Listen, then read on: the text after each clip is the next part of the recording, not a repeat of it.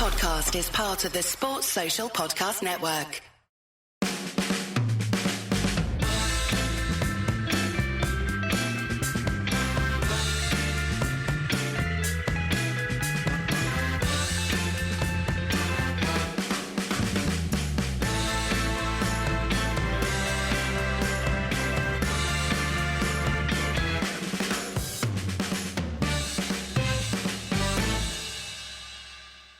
Hello, Wayne. How's it going? It's going very well. How's it going for you, Ed? It's very good. Thank you. Yes. Enjoying sunny weather today, which is nice. Yeah. And I'm enjoying, and I am enjoying, it's not just, I'm not being facetious, I'm enjoying the fact that it's terrible weather in Manchester because I think the terrible conditions helped Manchester United win a game of football. And wow. I'm quite happy about that. Just about won a game of football. Just about. It's one of those games, if you didn't see the score or any goals, you'd think, oh, United were well on top. 60% possession, 19 shots on goal, completely dominant. And yet, one Dave save, or one lucky shot, or one deflection away from not picking up those points today. Yeah. Kind of familiar theme, isn't it? Yeah, it was. Brentford have only lost 5 games all season.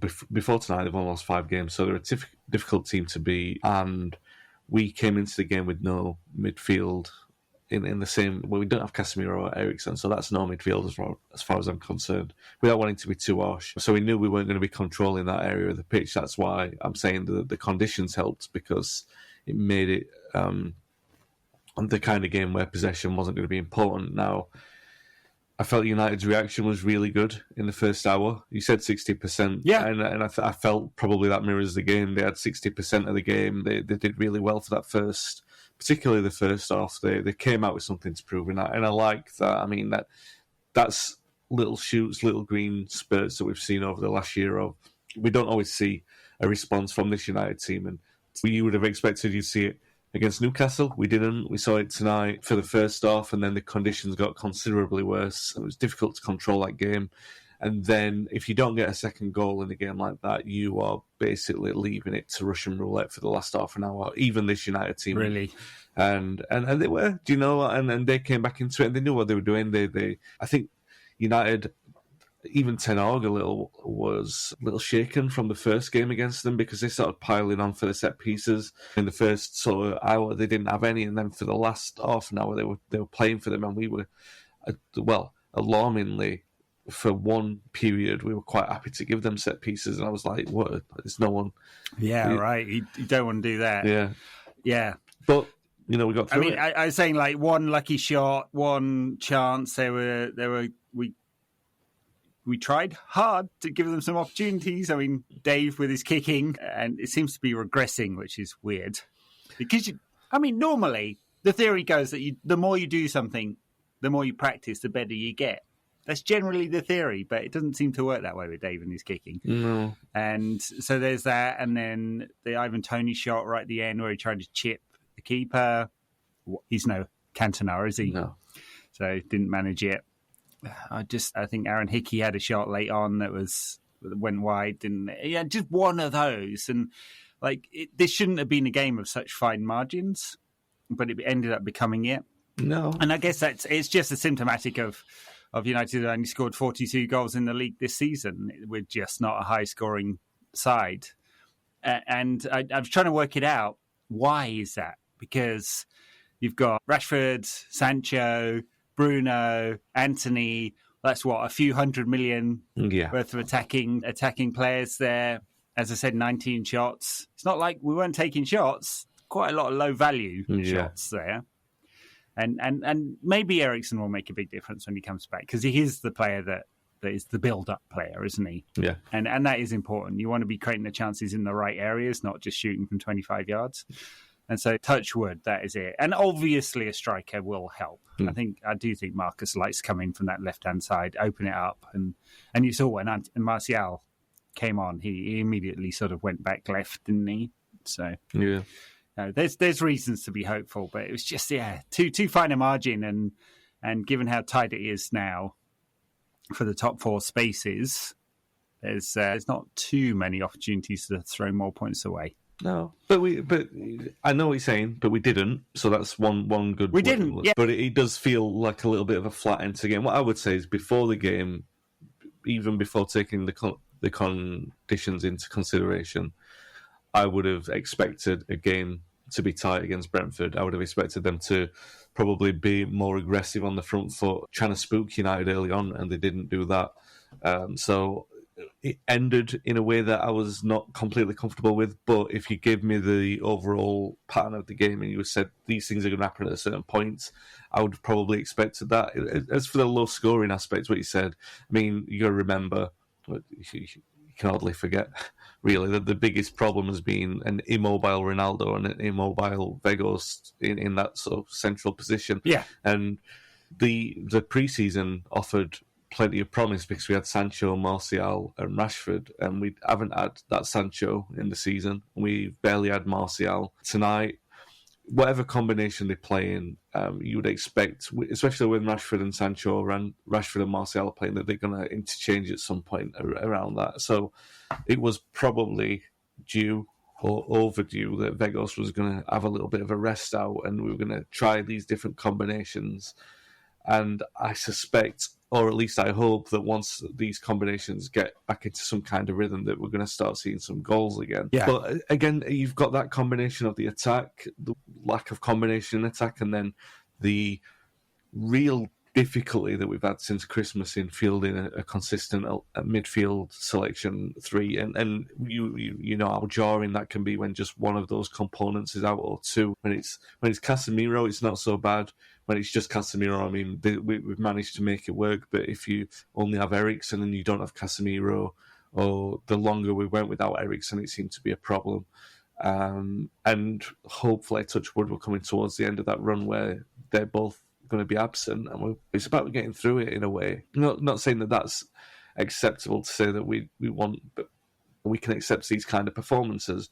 But we were expecting it, and you know, especially, I know you guys covered it really well at the weekend in Newcastle, but just to talk on that for a second, in how it relates to tonight, on this podcast, I know listeners will not have had the wool pulled over their eyes, so there's no expectation level of thinking, these players are going to be better than what they are. But we know that for some of them, even Martial, who played all right when he came off the bench, but like McTominay and players like that, you think, all right, well, we know where we are with these players and we know where we're not going to be with these players. So that's the level of expectation to get through the games like tonight and get the win on the board. And while I'm saying that, while it sounds like I'm being critical of McTominay, I think he was man of the match tonight. So. He was excellent tonight, yeah. He was excellent, and he definitely can produce those performances. Not all the time, and we know his limitations. And you're totally right, yeah. When we're without Casemiro, we lose control, and when we're without Eriksen, we lose the ability to build through midfield in the same way. Yeah. And they are big losses, and we've paid a heavy price for missing Casemiro. I think of all those away defeats that we've had this season, it's only the Liverpool game that he actually played in, or the sort of important away defeats. And it's definitely become a pattern. Yeah. United's poorer performances away from home, and so there's been a mega loss, and he's missed 7 games through suspension and 2 halves through red cards for a little tickle and a little bit of a late challenge, and it's not like he punched a ref, is it?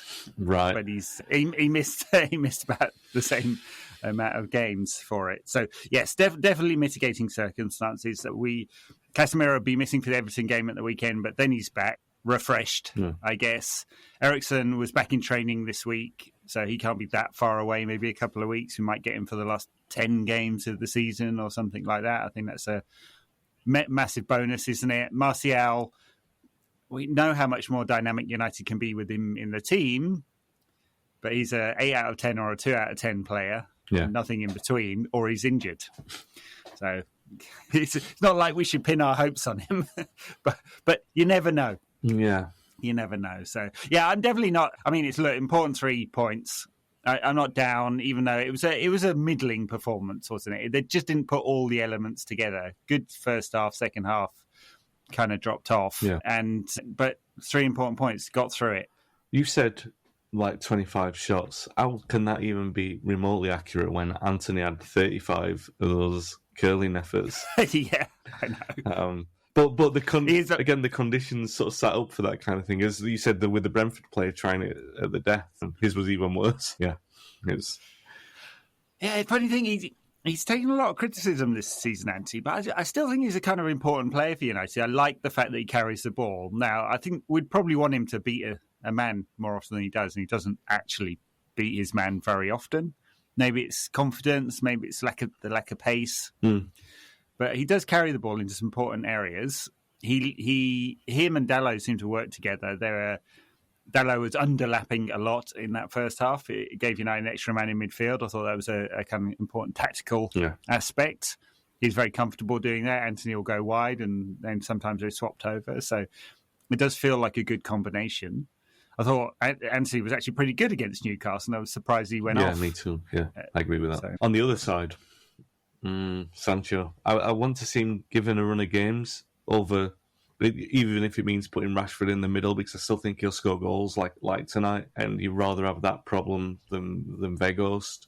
And I'd rather give Sancho a run than Weghorst at this point. But I don't know. I've seen a lot of criticism for him as well, but I feel like, and I've been more critical of Anthony than what you have this season, but I feel like maybe I've been a little bit harsh on Anthony, but I don't feel like maybe I've not been harsh enough on Sancho. I don't know. We've given him a lot of slack. The club have really looked after him, and we don't know if those problems are ongoing, but I think it's fair to say that if he's back in the side, we should be expecting better performances, and it's like he runs around, and if he doesn't he's not really a problem solver. He goes back to plan A, and if plan A doesn't work, he spins around and tries plan A again. And you want players in those positions to have a whole box of tricks to get through. And I know it's maybe a similar thing like you were saying to Anthony, but at least Anthony does do different things. I mean, the shot is the same shot, but he does try different things. He does try and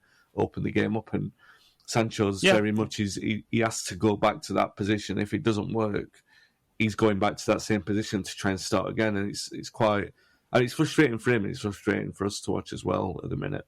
When he first came back in the first couple of games back, I saw him take on a player a couple of times and even use his left foot, which is not. He's not a touchline hugging winger who's going to whip in crosses from the left. That's not him. He's much more of a kind of wide creative player, but at least it gave him another option when he did that. Yeah. If he's prepared to go on the outside, at least sometimes, then it's not obvious he's always going to be looking for the wall pass, which is basically what he does. He cuts inside, he's looking for a 1-2, and he's looking to play intricate passes, and it just feels like he's much more one-dimensional than I remember him being at Dortmund. Somehow. Yeah. He's a much better player than this. I mean, it's not like at this stage, nearly 2 years into his United career, we can say he's definitely going to somehow make it, because right now, looking at his performances across those 2 years, you'd say he probably isn't. And I can't put my finger on why at all. It's definitely a big step down from his performance levels in Germany. Yeah. Well, the one thing I will say, again, like earlier when I'm being critical on McTominay, I do want to end with a caveat, and a positive caveat, is that all of that conversation that you and I just had, we could have had that. We could have just be talking about Marcus Rashford for the last 3 years. So, so we've got the manager, and the players got the skill set. It's just hopefully about that kicking on, a good summer behind him, and getting that proper chance. Maybe if he gets a good pre-season behind him, obviously there's no international tournament this time round. He might have a full summer's rest, a full summer's pre-season with United, and then free of the kind of shackles that have been burdening him this season, he might hit the ground running next season. That's the hope, obviously. Yeah, it is a little bit of a concern, but more of a concern really because of the fact that it costs so much money, and you're looking at him thinking, well, if he's not going to make it, do you move him on and try and liberate That'd him? Be hard. Exactly. Do you know what I mean? He's on a mega wage as well, because he was very well paid in Dortmund. Yep. So, yeah, it's the trap, isn't it?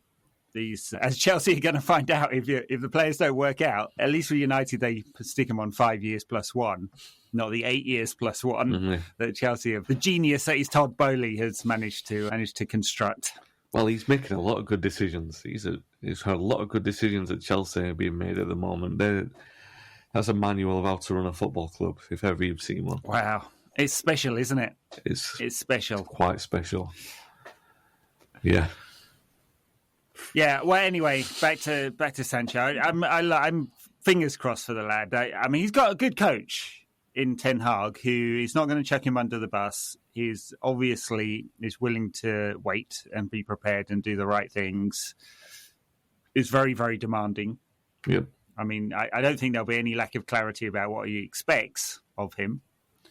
So, and if after the break, the pre-season, touch wood, no injuries, and he has another poor season next season, then yeah, of course United are going to go, well, okay, maybe he can try his luck elsewhere. Until then, yeah, it would be very nice to have him fit and firing.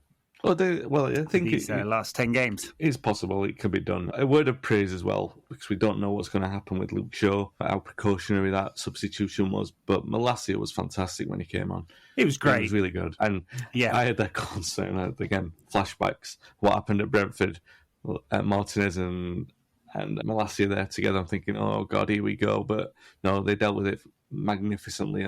And I liked, you know what I mean? You don't know with players and the temperament, how ghosted that they are by, how spooked they are by those kind of incidents. And they were both really aggressive about it. They both played really high up the pitch, which obviously is for the better because you don't want them playing really deep, susceptible to crosses. But they played it right. Obviously, it's a tactical move to do that. And you would expect United to do that at home anyway, bullishness against Brentford, but they did. And it's, you know me, on this podcast over the last couple of years, it's kind of like anything that can be taken for granted or was previously taken for granted that we see now. I think, no, I want to give it fair credit because, I mean, even when you see it as a play like we did against Newcastle, you realise that all these things cannot always be taken for granted. So to see, I don't know, would you call it a semi-comfortable 1-0 win against Brentford when we needed to squeeze the win out? I'm taking it as a sign of progress. So, yeah. What did you think of Sabitzer today? He's kind of interesting player, isn't he? I'm struggling to know what to make of him because he's not a pure defensive midfielder. He uses the ball better than just a water carrier. And he's not actually that dynamic. It's not like he runs around putting tackles in all the time. I don't know what to do with this. You've put me on the spot because I was hoping that I'd just reserve my judgment until the end of the season because I don't know. I was excited. I was confident when he came in that from what I'd seen of him previously, that he was better on the ball than Fred and McTominay. And I think that's evident. I think he's more responsible or pragmatic than both of them in terms of... So here's a thing that I would say, again, not to harp on about Casemiro and Eriksen, but one thing that they share that none of our other players seem to possess is a real care of who receives the ball. And what I mean by that is... You have a lot of our players who they want the complete pass, but it doesn't always seem apparent that they're bothered about where they play the teammate into. As long as the pass gets complete, it doesn't matter what situation the teammate's in. Whereas Casemiro and Eriksen do care because obviously they're looking at the next phase of the move. And even Fernandes, and I wouldn't change him. I wouldn't change Fernandes. This isn't necessarily a criticism. Where he's trying the Hollywood pass, he's trying to find the breakthrough. He's not necessarily thinking, what's the best pattern that I can develop here? Whereas Casemiro and Eriksen are a lot more responsible because of their experience at the top level and the teams that they've played in to like finding space for each other and appreciation of teammates' movements and everything. I don't think you always see that with the rest of our players. I do think you do see that with Sabitzer. I just don't think he's as good as Casemiro or Eriksen at it. And I think that's where my kind of thing is like he's a good step in for those. If you want to bring Eriksen off for 30 minutes, then Sabitzer's a very capable player to come on and replace him for that 30 minutes. However, if you want him to replace him for 10 games, it's a difficult conversation to have then. That's where I am with him. Yeah. I don't know if I'm being unfair because I do like him. No, I think that's fair. Yeah, that's kind of why I was saying I wasn't sure what to make of him, really. He's good at quite a few things. Yeah. But I'm not sure he's great at anything. Yeah. And so it's one of those players where you're like, he's nice to have around the squad. But so is Scott McTominay, and so maybe he's just a body. You'd kind of hope in the summer United look for another really top-class midfielder because the drop-off between Eriksen, Casemiro and the rest is too high. Yeah. But in which case there'd be too many bodies possibly in midfield, especially if you want to leave any room for any of the youngsters to have some game time next season. We'll see. We'll see what happens with that one. United's issue is somewhat compounded by, and I don't want to sound defeatist because we've only had them both for a season, their ages. United can't be looking to say to be saying this is a good option B for the next 2 years. Ideally, and I know everyone will say, financial position dictates this isn't going to happen, but ideally United need to be in a position where the player that they bring in is one who's ready to take over from Eriksen and Casemiro moving forward. Not next season, obviously, but groomed for that takeover, whereas historically, and as I say historically in the last 10 years, United don't do that. They bring in a player who will be a good B or C player, but we've got plenty of those. And, what happens in 2 years when Casemiro is getting on and you need that A player again? You need to be preparing for that. Now, I'm sure Ten Hag is. It's just whether or not we can find those players. I mean, people will say immediately Bellingham's an obvious one, but he's A+ to go in there immediately, isn't he? We're talking about someone being groomed for that position. It's a very difficult transfer. Bellingham's a very different player to Eriksen, but he's the player he would replace, basically. I mean, I don't actually expect that one to happen because I'm not sure, unless the takeover is completed in time, which right now we're unsure about, and United can find some sales. I don't expect United to drop 100 million plus on a central midfielder. It wouldn't really fit with the financials right now. I mean, A, there isn't the cash. Yeah. Literally isn't the cash, although a sale would obviously solve that problem immediately. And B, the financial fair play position is tight. I don't think it's quite as tight as some people in the media have. I mean, I'm obviously don't have full view of United's position, as in like what are the payments, but back of an envelope, how much United have spent over the last 3 years trying to work out what the FFP position will look like. And it's a bit complicated because there's a sliding scale now in European competition. We just need 9-year contracts. That's what we need. 9. Yeah, that's right. 9 plus 3. No. Yeah. That's what I mean. Like, not taking that into... That's genius. Let's do it. Why not 10? Exactly, right? But that's what I'm saying. Just disregard the... Because I'm just waffling about the hypothetical of what United actually need in that sort of next period. And obviously this is like, we're talking about a club that are perfectly in their groove and with a better squad dynamic than United have had for the last 6 years. So I'm talking about the midfield area because that's the area we're currently talking about on the podcast, when you can make that argument for every area of the squad, really. And needing to upgrade to A+ areas where, I mean, Casemiro and Eriksen are good enough to chat. Well, they're in a team. They're the area in the team that's good enough to challenge for honours, whereas maybe we don't have that in other areas as well. Yeah, fair. Right, but 3 points. Yeah. After the disaster was Newcastle, that's important. Momentum back. We've got Everton at the weekend, who are dreadful. Yeah. Although, I mean, they have managed to pick up some fortunate points recently. But you did Everton at home at Old Trafford. We've been pretty good this season. You'd imagine that is another win coming into the European games. Well, that's confident, Ed. Let's call that a rhetorical question then, shall we? Yeah, you would imagine. Okay. Yeah. Think I'm praying for a rainy day on Saturday for the same reasons up tonight. Eriksen might be back in the squad. He might be optimistic for that one. So we're likely to start with the same kind of composition. But if we have a strong defence and Shaw or Malacia, that's fine. And if we have a strong attack where we don't rely on Weghorst and we've got that vibrancy in attack, I think you can gloss over some ills as long as other areas of your team are dynamic enough to compensate. So if we've got a dynamic front line who are moving about all over the place, then the accuracy of the passes in retaining possession might not be too important, as so long as we are... The only issue is that I think Sean Dyche will be coming for a point, I think he'll be unapologetic about that. I think he'll think that Everton are well schooled to be able to frustrate United, and he's got every reason to believe that. So, I mean, Burnley have pulled it off at Old Trafford a few times. He's a master at doing that. He's got some good results against us in the past. So I think he'll have every reason to believe that he could do that. So, and of course, when I say, because this is again with the caveat, because if there are any Everton fans listening, and they'll be saying, "Oh, well, we want to win as well." Well, of course, what I mean is he'll want to frustrate, and then in the last half an hour or so, like Brentford did tonight, the game is there to be won.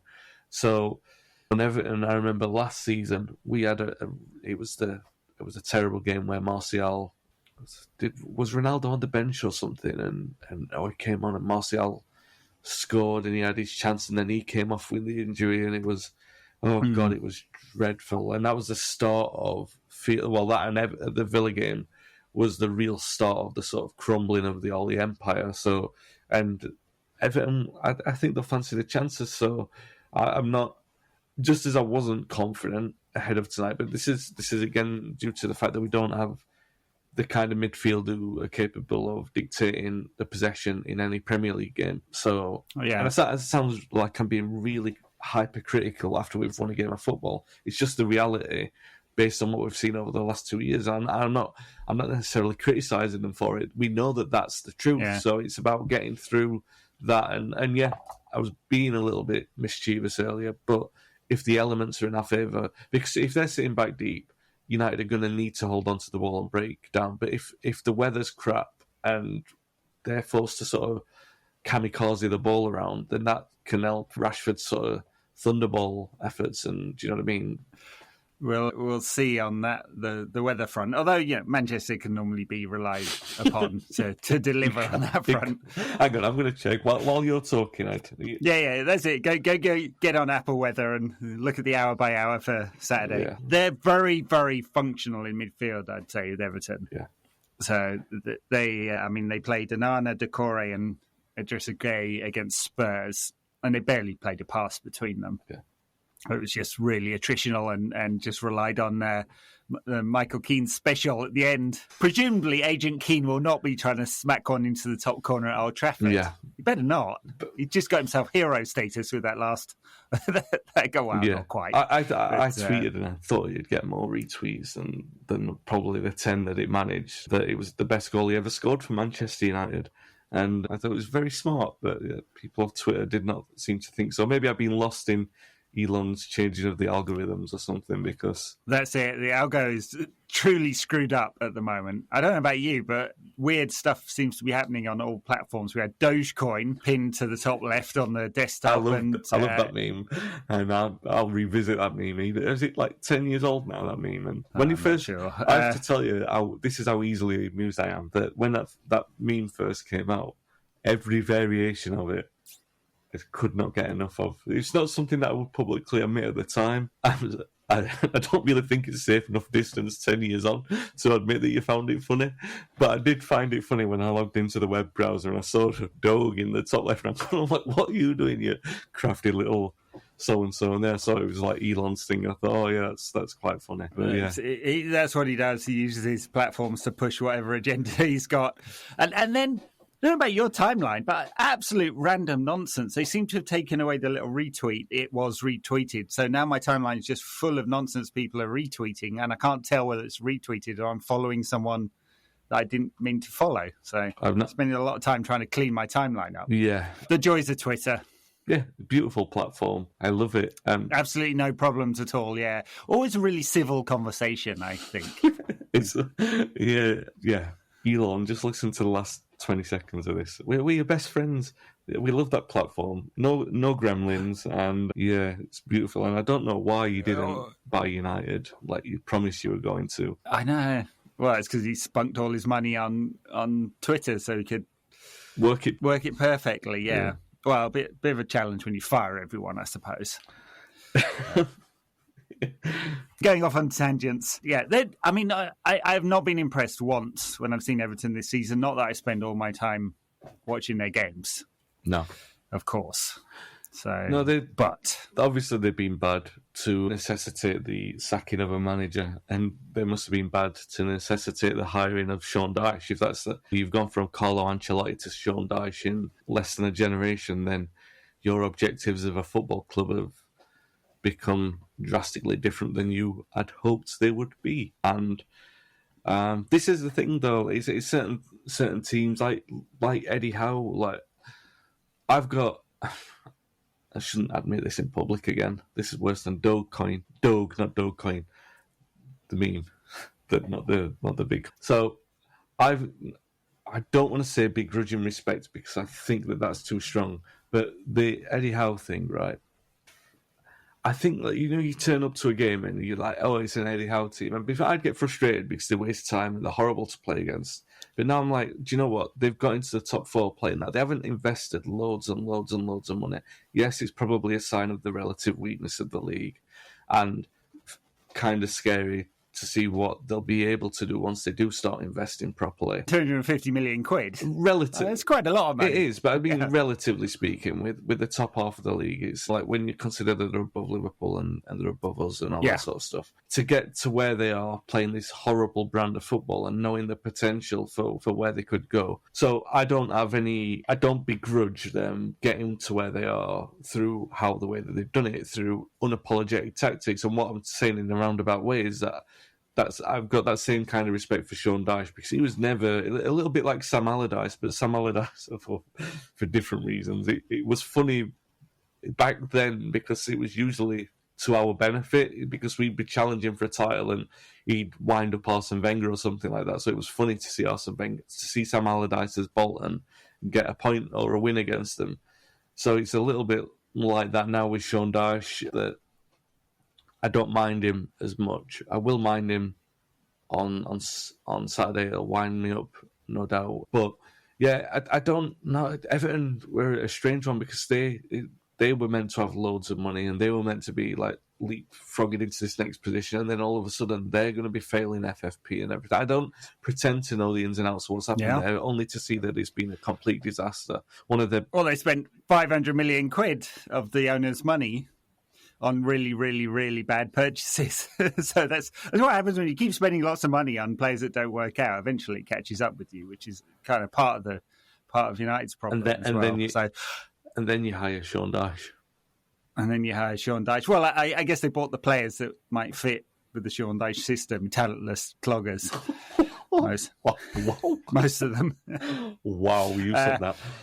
Back to Eddie Howe. I mean, I mainly begrudge it because there seems to be, for 3 reasons, I think. One, Eddie Howe has zero integrity, just none whatsoever. 2, Newcastle is an offensive sports washing project for an abhorrent regime that goes around murdering people that don't agree with the government, and their cheerleaders up in Newcastle, and Shearer, all their media cheerleaders, don't talk about it at all, ever. They have no integrity either. And 3, there's this sense of entitlement amongst Newcastle fans, which they haven't earned. I think it's all right to be arrogant as United fans because United won everything for years and years and years. I like how you've stayed with United as well because that seems to have wound them up something right. No, sorry, by the way, everything you just said, fine, fair, I completely agree with. I just meant Eddie Howe in isolation when you consider within the realms of doing the things that are legal to do in terms of this is on the football pitch.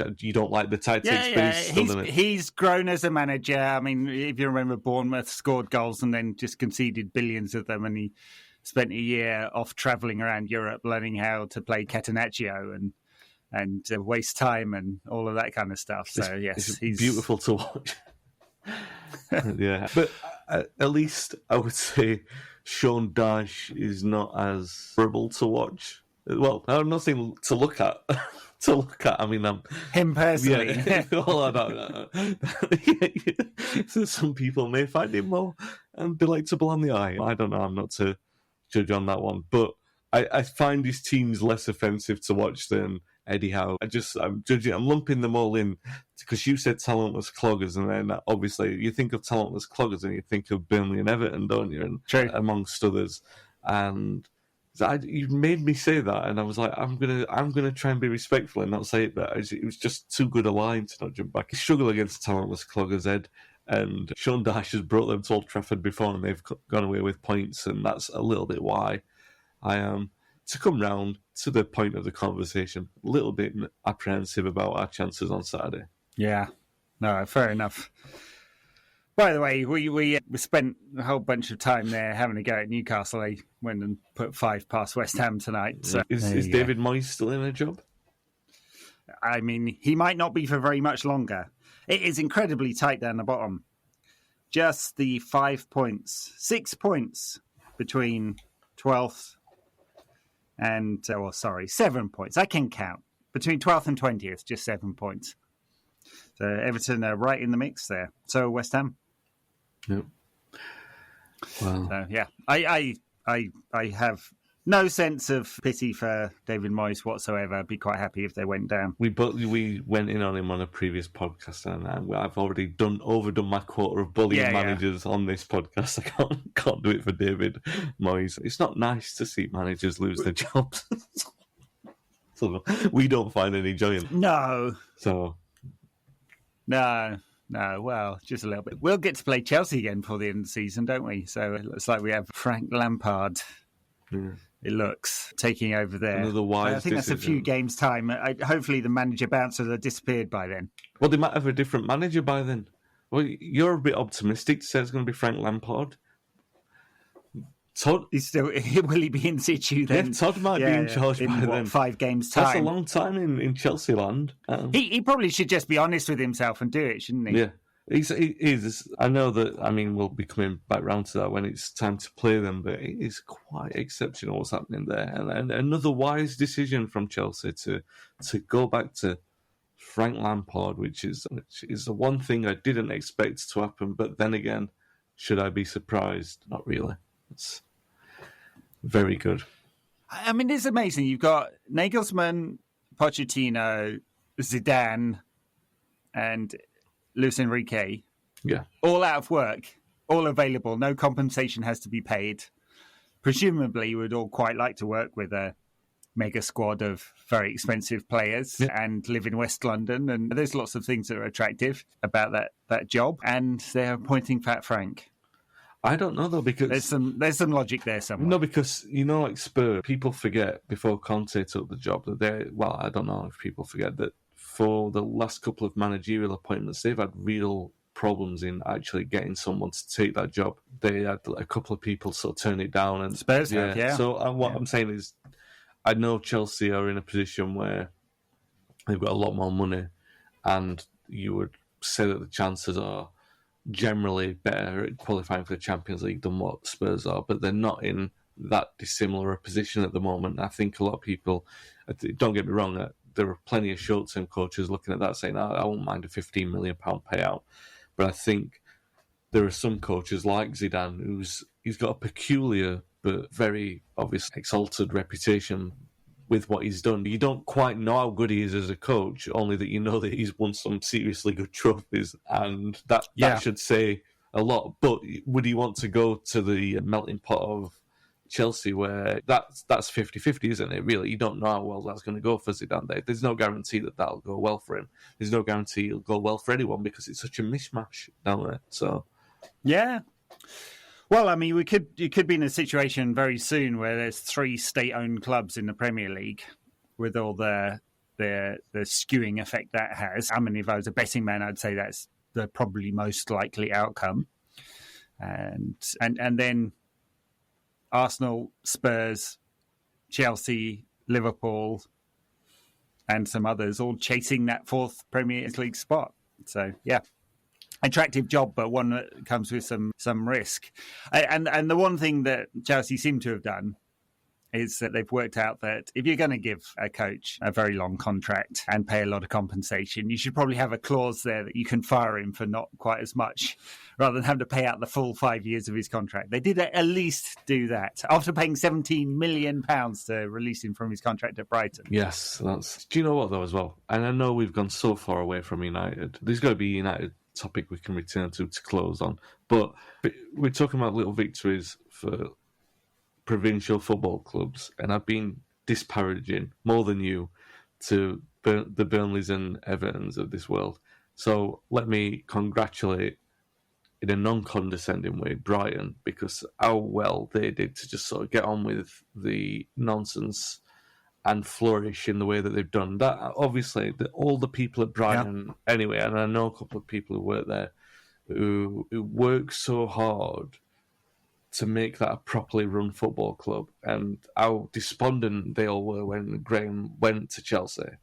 So, you know what I mean? And the risk that all that sort of falls apart or regresses. So to see them rewarded in the way that they have been, and to see them play probably even better football than what they did under Potter at times. The FA, was it the FA Cup game they played against Liverpool where they absolutely tore them to bits? Mm-hmm. And is it Matomo, the winger that they've got? Yeah, Japanese winger, great player. Fantastic to watch. Ferguson, both of those players I'd love at United, by the way. The scouting's magnificent, the support is magnificent, and they really deserve it. So while we're all having a bit of a laugh at Chelsea, let's all compound that by saying, look how well Brighton have done to rub their noses in that as well. But not that I begrudge Potter, again, not begrudging some managers. I don't begrudge him taking that chance, but I'm delighted for Brighton that they didn't suffer because of it. Yeah, a very well-run club, clearly, obviously. And so they just seem to... Trossard went and Matomo comes in, scores a whole bunch of goals, and they sold Cucurella for a ridiculous amount of money. And just brought a Stupian in, who's a very good player as well. Talking of provincial clubs and coming back to Chelsea, they were a provincial club 20 years ago. Wow. And now they are the third best team in West London. No, they were then too, weren't they? They were third best team in West London then. That's their rightful place. The more things change, the more they stay the same. Okay, United. Have you talked about Luke Shaw? Does he deserve a new contract? What do you feel? Well, he's got the new contract. I mean, I think the thing is, he really clearly has to believe he's under pressure for him to pull out his best performances. And he's got an injury tonight, but he's been relatively injury-free this season. And he had the kick out the backside early in the season, didn't he, with Malacia coming into the side, and I seem to have spurred him on. And yes, so absolutely, if he's fit and playing as he does, he's a top class left back, and of course United should keep him. So there's always just that little thing at the back going like, in the aggregate over his time at United, there's probably been more bad performances than good ones. Yeah, but in the last 2 years, he's been excellent. Yeah, so it's just an interesting point because we're coming up to that point in the season where renewals will be on the board. Obviously, Rashford's another one. I don't quite know. Yeah. I might have missed it at some point. The reported salary for Shaw, if it's a massive bump up or something. Obviously, that's the one that they'll be talking about with Rashford, if it's going to be a big bump.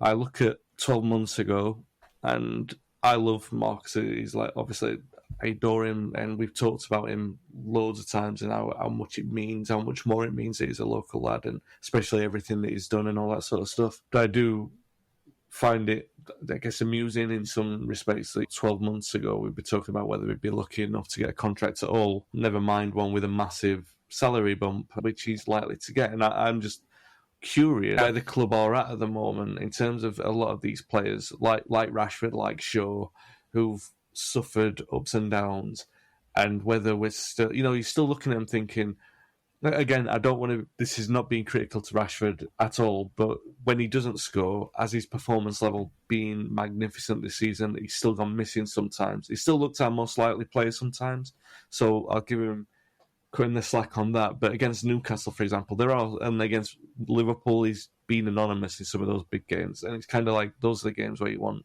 the players like Shaw, like Rashford to step up, and they haven't. And I'm not being too critical. I'm saying maybe that's their level. No, it's a fair comment. And the question I guess I'm putting to you is, just as a general conversation point, is it a problem that United are going to get into?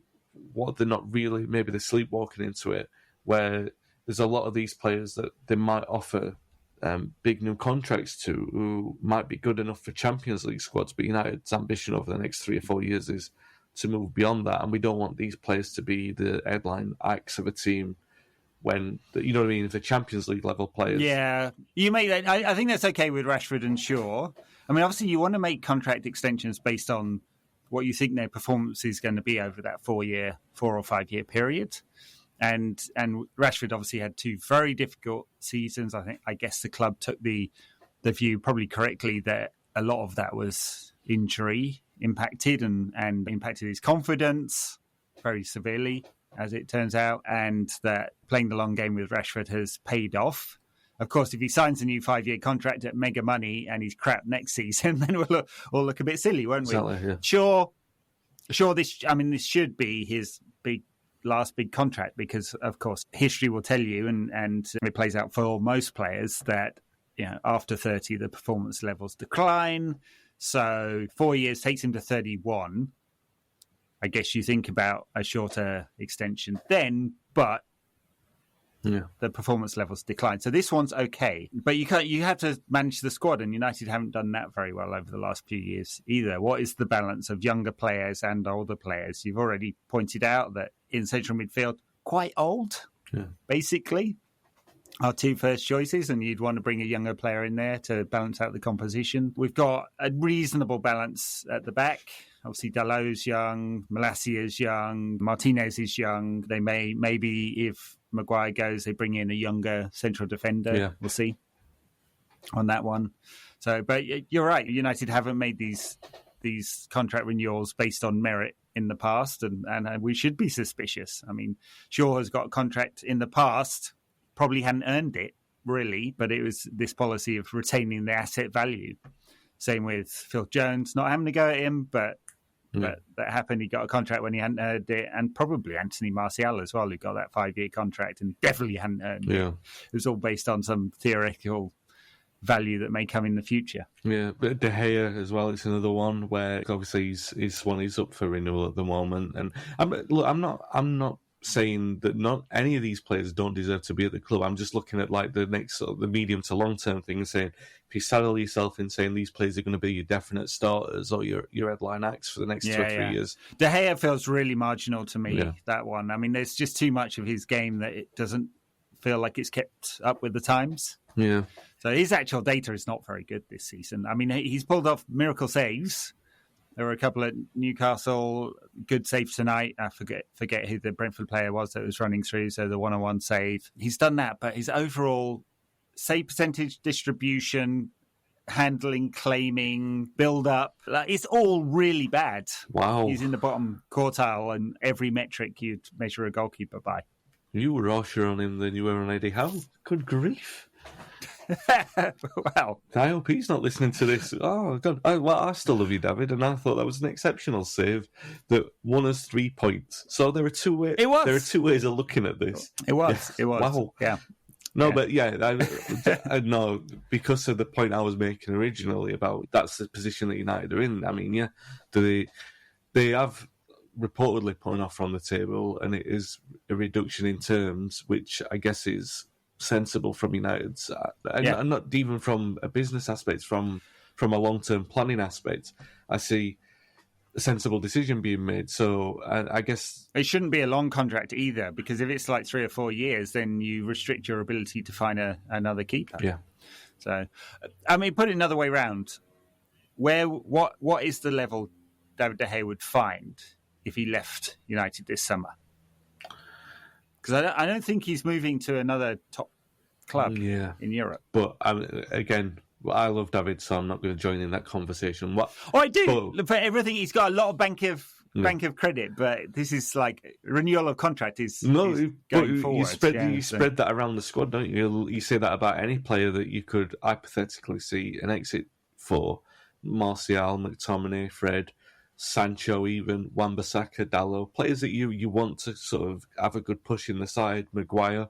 And you look at me, it's hard to envisage a team that's going to challenge for a title taking one of those players off our hands. Let's be as fair as that without being too critical. I think Maguire would fit in really well in Eddie Howe's Newcastle, and I think he should be at least 100 million to that lot. Well, yeah, it's like using the Longstaff principle. There was it 50 million they quoted for him? Then I think 100 million is fair, and he does. It's actually. you make a joke of it, but he does fit Eddie Howe's brand of football, and he probably would be very good at Newcastle. Because he's not a defender without his talents, and he's probably, let's do it, Eddie. Make our day. You can. Are you listening now, Eddie? Because obviously you are. And we've been probably unlikely, but yeah, you never know. We've been full of praise for you for the last hour, as you could tell. Make our day. Just reward that praise with a 100+ million bid for Harry Maguire. Solve everyone's problems. All right, I think we should cut this nonsense short, shouldn't we? Good speaking to you, Wayne. Thanks, listeners. Enjoy United versus Everton. Let's hope for a fine victory for Eric's lads.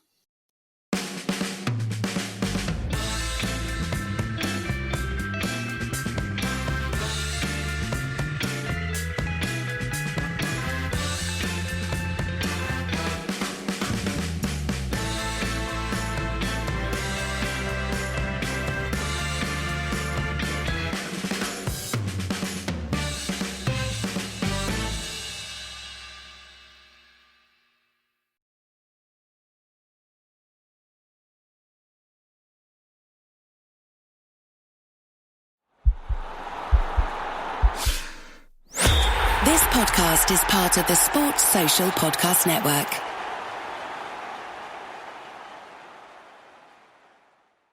Starting the year strong is easier and more delicious with Omaha Steaks premium pre-packaged proteins. From handcrafted USDA-certified tender steaks to gourmet burgers, versatile chicken and pork, and more. Every steak is perfectly aged to maximize tenderness and hand-cut by master butchers in America's heartland. Let Omaha Steaks deliver high-quality proteins right to your door. Visit omahasteaks.com and get an extra $35 off with promo code AUDIO at checkout. Terms apply. See site for details.